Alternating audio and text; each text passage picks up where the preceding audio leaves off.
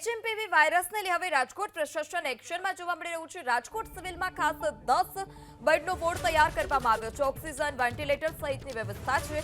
દવાઓ, ઇન્જેક્શનનો વોર્ડમાં પૂરતો જથ્થો ઉપલબ્ધ કરવામાં આવ્યો। જરૂર પડે બેડની સંખ્યા વધારવા પણ હોસ્પિટલ પ્રશાસન સજ્જ છે। તો ઓક્સિજન, વેન્ટિલેટર સહિતની વ્યવસ્થા છે।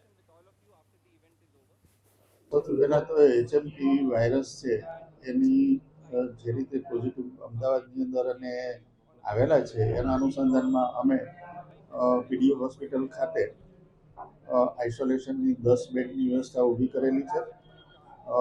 એમસીએચ બિલ્ડિંગની અંદર છઠ્ઠા માળે બાળકોના વિભાગની અંદર જેની અંદર ઓક્સિજન અને વેન્ટિલેટર સાથેની તમામ સુવિધાઓ ઉપલબ્ધ કરાવેલ છે। તમામ દવાઓ અને સ્ટાફ ડોક્ટર્સની વ્યવસ્થા ત્યાં ઓલરેડી ઊભી કરવામાં આવેલી છે।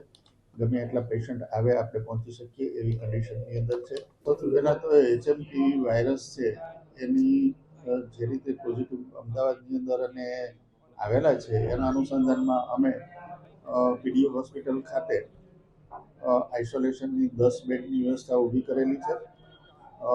એમસીએચ બિલ્ડિંગની અંદર છઠ્ઠા માળે બાળકોના વિભાગની અંદર જેની અંદર ઓક્સિજન અને વેન્ટિલેટર સાથેની તમામ સુવિધાઓ ઉપલબ્ધ કરાવેલ છે। તમામ દવાઓ અને સ્ટાફ ડોક્ટર્સની વ્યવસ્થા ત્યાં ઓલરેડી ઊભી કરવામાં આવેલી છે।